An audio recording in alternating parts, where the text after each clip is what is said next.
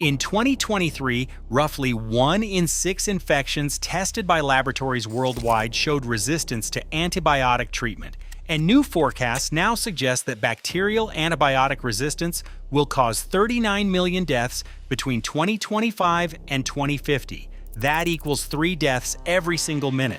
Yet a combination of 3 plants growing in simple buckets contains compounds that selectively eliminate pathogenic bacteria while promoting beneficial gut flora. And at the end of this video, you will know exactly how to grow, combine, and use these 3 ancient plants to build your own gut healing pharmacy that requires no prescription, no monthly subscription, and no permission from anyone.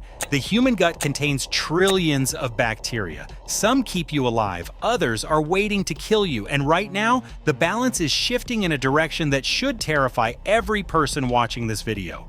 The World Health Organization released data in October 2025 showing that antibiotic resistance rose in over 40% of pathogen antibiotic combinations monitored between 2018 and 2023. The average annual increase sits between 5 and 15%. This is not a distant threat. This is happening inside your body right now. Picture a hospital in any major city: Mumbai, London, Los Angeles, Sao Paulo. Inside those walls, doctors are fighting infections they cannot cure.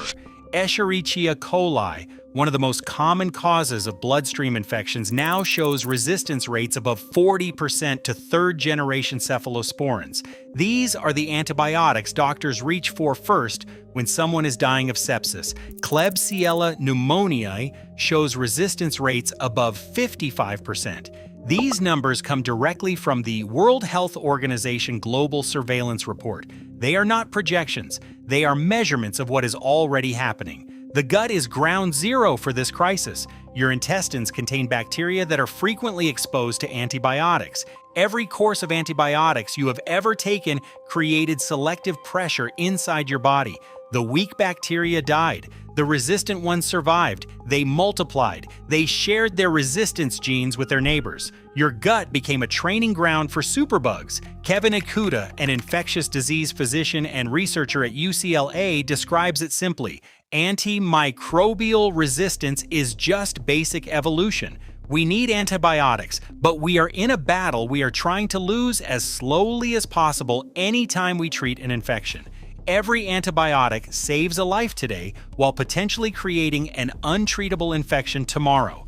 This is the paradox modern medicine refuses to solve. The bacteria winning this war are not exotic species from distant jungles. They live in your kitchen. Salmonella on your cutting board, E. coli on unwashed vegetables, Campylobacter in undercooked chicken. These everyday pathogens are evolving faster than pharmaceutical companies can develop new drugs. The common infections that antibiotics used to cure in days are becoming deadly again. Carbapenem resistance was once considered rare.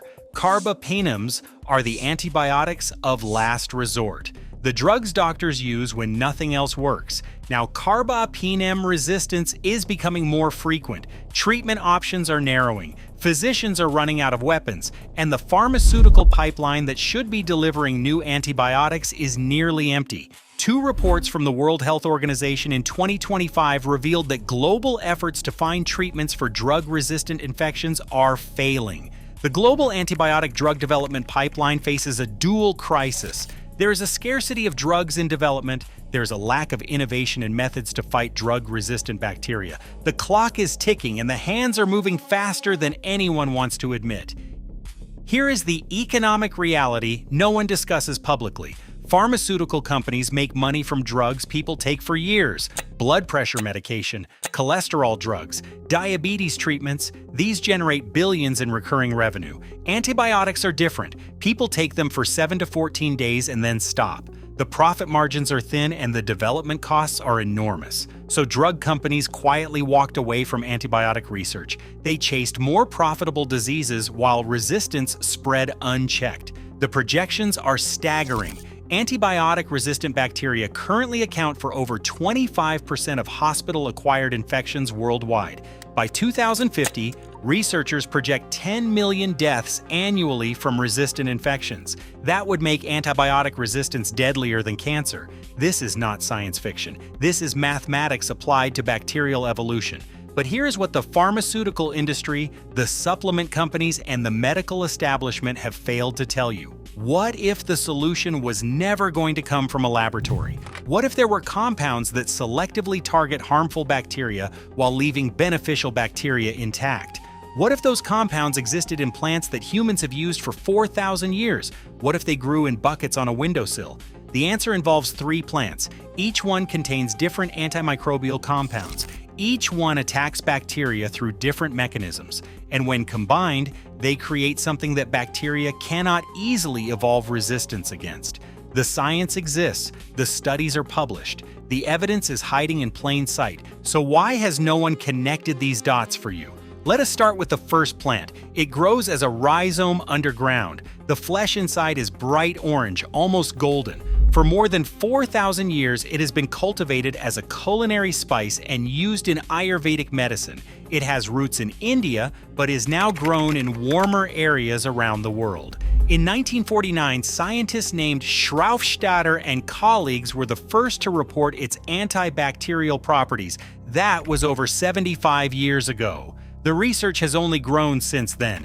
This golden rhizome contains a compound called curcumin. Studies show that curcumin exhibits antibacterial activities against both gram-negative and gram-positive bacteria. The antibacterial action involves disrupting bacterial membranes, inhibiting the production of bacterial virulence factors, preventing biofilm formation, and inducing oxidative stress in pathogenic cells.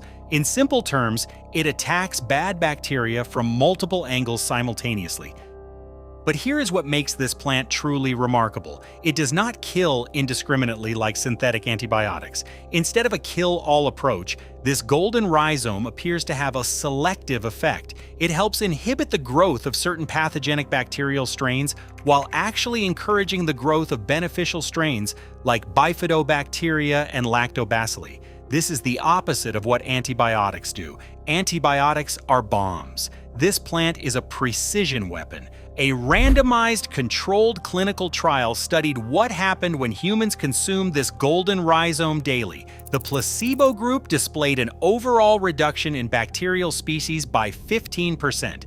The group taking the golden rhizome displayed a modest 7% increase in observed species after treatment, but the group taking the concentrated extract displayed an average increase of 69% in detected bacterial species, 69% more diversity, more beneficial bacteria, a healthier gut ecosystem. The U.S. Food and Drug Administration has approved curcumin as a compound generally recognized as safe. This is not some untested folk remedy. This is a thoroughly studied compound with decades of research behind it. Clinical studies have revealed that culinary spices like this golden rhizome induce beneficial alterations in gut microbial communities. They promote digestive health through increased production of short-chain fatty acids such as butyrate. Butyrate feeds the cells lining your intestines. It reduces inflammation. It strengthens the gut barrier that keeps pathogens from entering your bloodstream. Now let us examine the second plant. It belongs to the same family as the golden rhizome.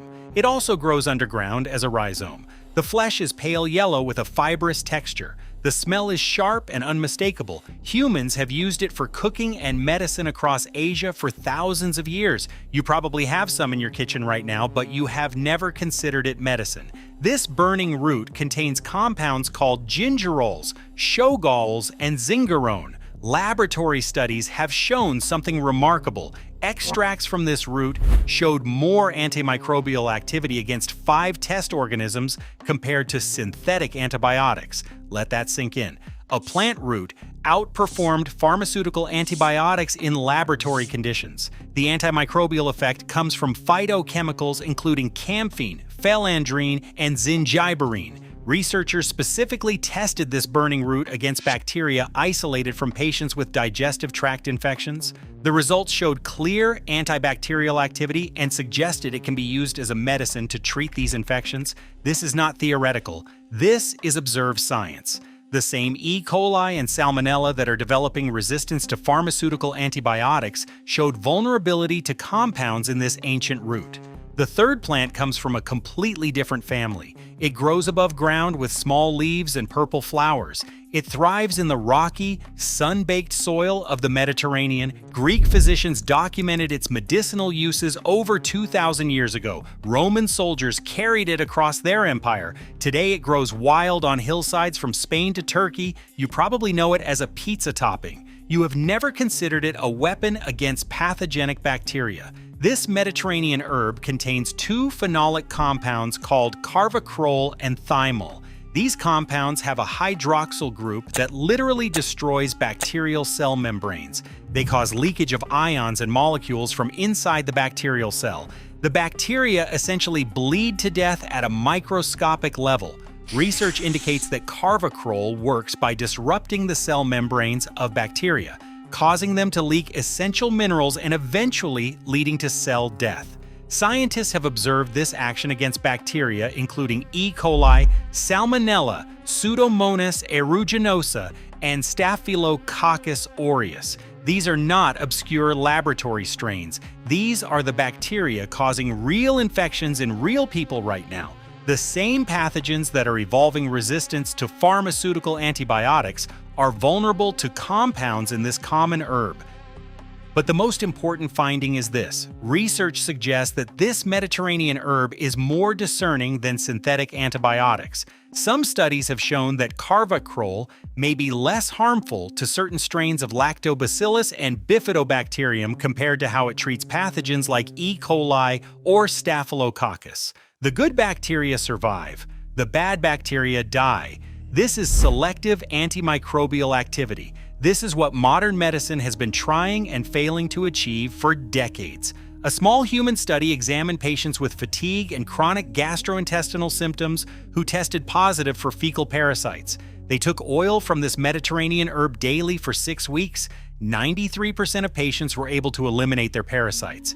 13 out of 14 people were cured by an herb that costs pennies per dose. Now here is where the science becomes truly exciting. Each of these three plants works through different mechanisms. The golden rhizome disrupts bacterial membranes and inhibits virulence factors.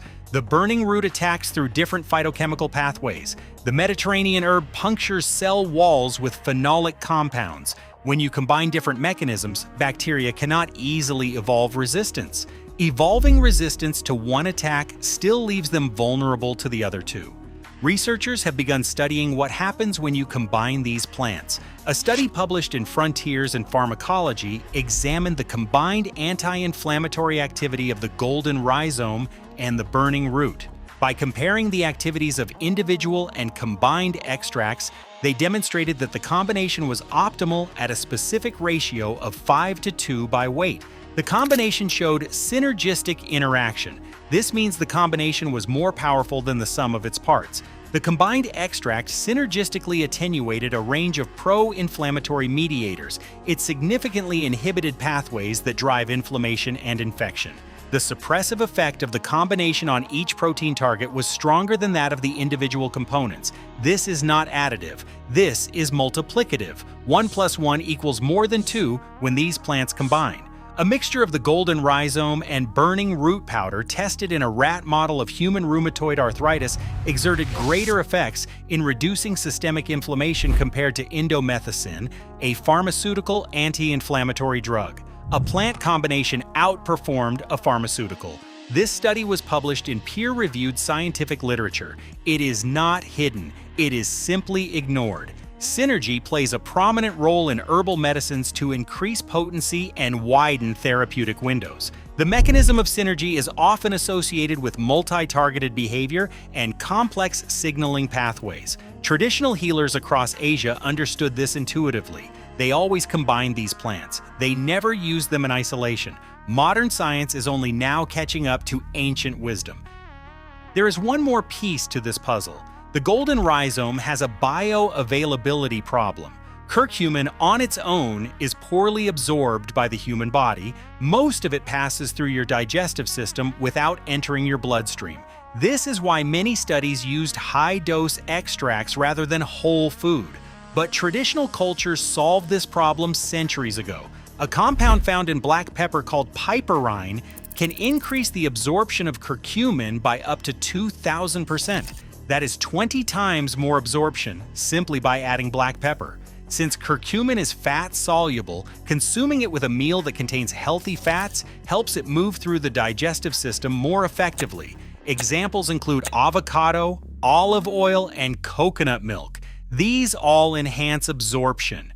Recent research has also shown the importance of the food matrix in curcumin absorption. Studies highlight enhanced bioavailability when curcumin is consumed as fresh or powdered whole root compared to supplements. This could be due to synergistic activity with other compounds in the whole plant, or to a matrix effect. In other words, the whole food may work better than the isolated extract. The supplement industry does not want you to know this. We are talking about 3 plants, each validated by modern science. Each has been used by billions of people across Asia and the Mediterranean for millennia. Each one selectively targets pathogenic bacteria while preserving beneficial gut flora. Each grows easily in simple containers. Each costs almost nothing after the initial planting. Why are they not in every medicine cabinet in the Western world? The answer is not conspiracy. The answer is economics. You cannot patent a plant. You cannot patent a rhizome that has grown in India for 4,000 years. You cannot patent an herb that Greek physicians documented in ancient texts. Without a patent, there is no monopoly. Without a monopoly, there is no guaranteed profit. Without guaranteed profit, there is no investment. A self-seeding herb cannot generate repeat seed sales. A spice that costs $3 per pound cannot generate $50 per bottle supplement margins. A plant that grows in a bucket cannot generate quarterly earnings growth. The pharmaceutical industry did not suppress these plants. The industry simply followed its incentive structures. Companies fund research that supports their products. They do not fund research that makes their products unnecessary. Search the medical research database PubMed, type fish oil omega-3, and you will find over 15,000 studies. Type the name of the golden rhizome, and you will find far fewer studies relative to its potential importance. The ratio reveals the funding bias. Fish oil has industry backing, plant medicine does not. Universities pursue grants from available sources. The available sources favor patentable interventions. A plant that anyone can grow cannot generate licensing revenue. A compound that exists in nature cannot be exclusively owned. The funding flows elsewhere. The research follows the funding. The knowledge gaps persist not through malice but through market dynamics. Even the natural health industry has perverse incentives. A supplement company selling capsules of the golden rhizome needs you to buy those capsules monthly. They do not want you growing the plant in buckets on your porch. An extract company needs you to believe that whole food sources are inferior to their concentrated products. They will not advertise that bioavailability may actually be enhanced when consumed as fresh or powdered whole root rather than supplements. The knowledge is fragmented by design. Research on the golden rhizome exists in one database. Research on the burning root sits in another. Studies on the Mediterranean herb scatter across different journals. No one connects the dots because no one profits from connecting dots. The synergy research is recent precisely because no funding existed until researchers started investigating traditional combinations. Although the individual anti-inflammatory activity of the burning root and the golden rhizome has been investigated, the plausible synergistic activity of combined extracts has not been systematically studied until recently. These plants are often used in combination as popular nutraceuticals. However, there was a lack of scientific evidence to support their combined use, while synergy was often stated as rational. The absence of research was not because the combinations did not work. The absence was because no one was paying for the studies. The regulatory structure creates additional barriers. Plants cannot be approved as drugs in most Western countries. They can only be sold as food or supplements. This means no company can legally claim that the golden rhizome treats gut dysbiosis even if evidence supports it. The regulatory architecture was built for synthetic molecules created in laboratories. It has no pathway for validating traditional plant medicines. Billions of people across Asia use these plants weekly. Indian grandmothers add the golden rhizome to every meal. The burning root appears in soups and teas and stir-fries across China, Japan, and Korea. Mediterranean families season their food with the warrior herb daily. The knowledge is not hidden. It is simply not packaged for Western consumption. The question was never why Asia hid these plants. Asia hid nothing. The question is why Western systems failed to notice. Why did medical schools never teach this? Why did nutrition guidelines never include this? Why did public health campaigns never mention this? The answer is always the same. No patent, no profit, no promotion, but you know now, and knowing changes everything. Because here is what no corporation, no pharmaceutical company, no supplement manufacturer can prevent. You can grow these plants yourself. You can become your own pharmacy. You can step outside the system that profits from your dependence. The golden rhizome grows remarkably well in containers. This makes it perfect for anyone in any climate. Researchers at the University of Vermont Extension wrote that it is easy to grow indoors, although the plants do benefit from time outside during warm weather months. Optimum growing temperatures are 68 to 77 degrees Fahrenheit. Low temperatures lead to dormancy, not death. The plant simply waits for warmth to return. Start with organic rhizomes from a grocery store. Look for pieces with visible bumps or eyes. These are the growth points. Soak them overnight in warm water. Plant them 2 inches deep in a large container, at least 5 gallons. Use rich, well-draining soil. Place the container in a warm location with indirect light. Patience is required. It will take 3 to 8 weeks for sprouts to appear. The golden rhizome sprouts later than its cousin, the burning root. For the most part, these plants are relatively carefree. The golden rhizome will grow 3 to 4 feet in height. Water when the top inch of soil feels dry.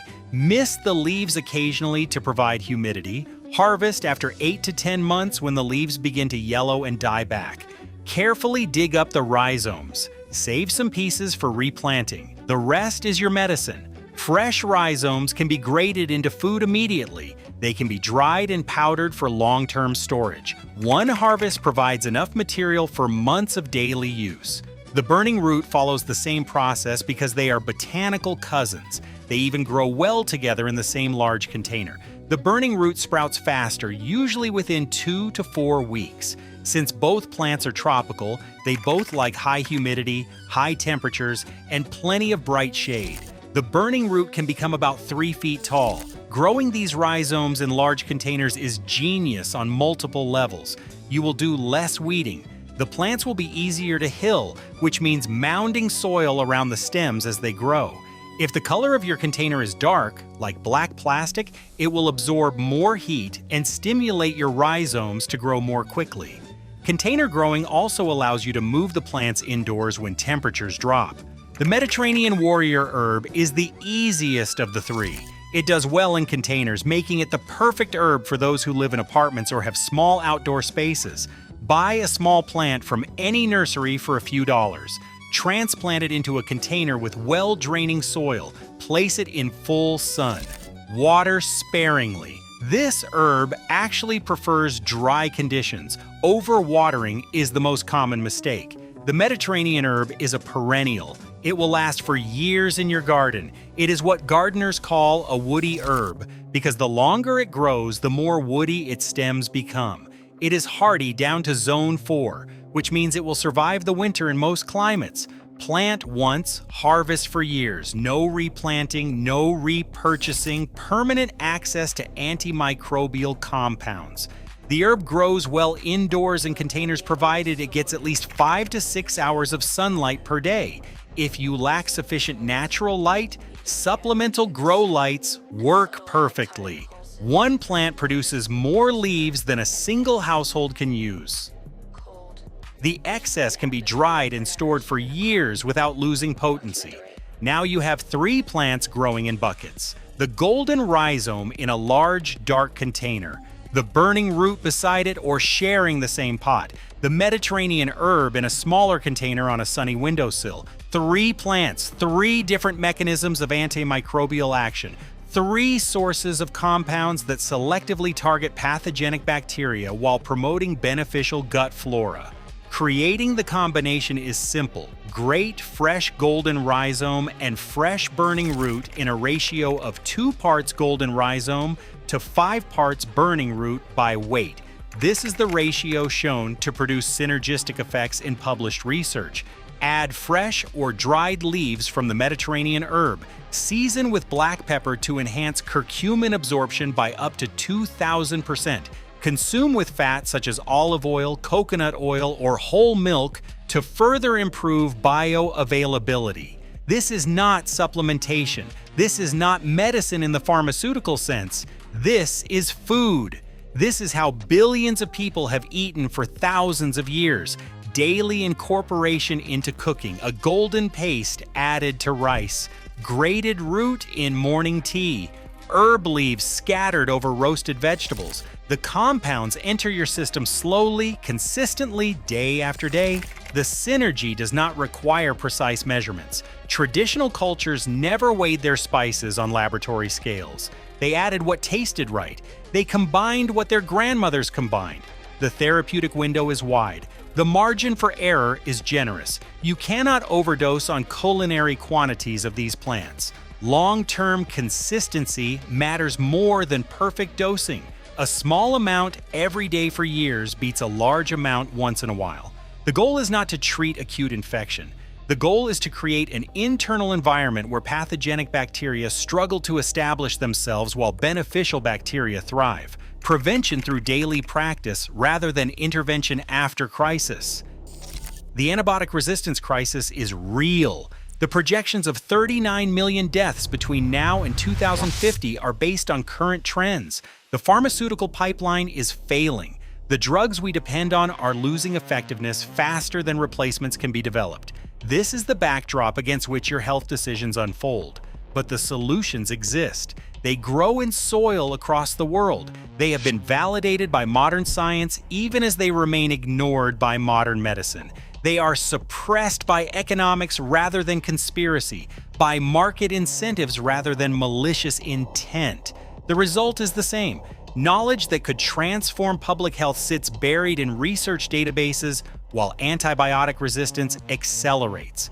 The pharmaceutical industry cannot patent a plant that has grown for 4,000 years. The supplement industry cannot prevent you from growing your own. The only thing standing between this knowledge in your kitchen is whether you decide to act. The rhizomes are available at any grocery store. The herb plants wait at any nursery. The containers cost a few dollars. The soil is everywhere. Picture your kitchen 6 months from now. A dark container by the window holds green shoots emerging from golden rhizomes below the soil. Beside it, the fibrous roots of ginger spread through rich earth. On the sunniest windowsill, woody stems of oregano reach toward the light, covered in small aromatic leaves. Your personal pharmacy. Your independence from systems that profit from your dependence. Your answer to a crisis that institutions have failed to solve. This is what resilience looks like. Not bunkers and freeze-dried meals. Not supplements shipped from factories across oceans. Not prescriptions that require permission from gatekeepers.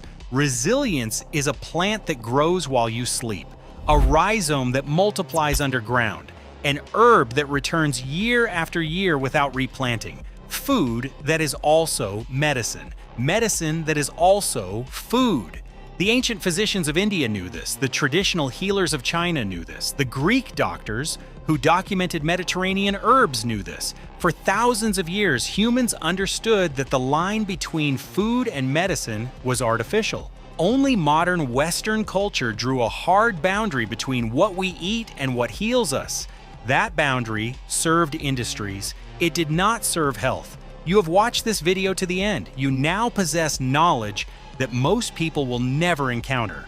Knowledge about 3 plants that selectively kill pathogenic bacteria, knowledge about synergistic combinations that enhance their effects, knowledge about bioavailability solutions discovered centuries ago, knowledge about why this information remained obscure despite decades of published research. The question is no longer whether these plants work. The studies are published. The mechanisms are understood. The clinical evidence exists. The question is whether you will act on what you now know, whether you will plant a rhizome in a bucket, whether you will add an herb to your windowsill, whether you will reclaim autonomy over your own gut health. The bacteria in your intestines are waiting. The pathogenic strains are evolving resistance. The beneficial strains need support. The balance is shifting. Which direction it shifts next depends partly on forces beyond your control and partly on choices you make every day, what you eat, what you grow, what you understand about the ancient relationship between plants and human health. The seeds are waiting. The research is clear. The only question remaining is this: will you grow it?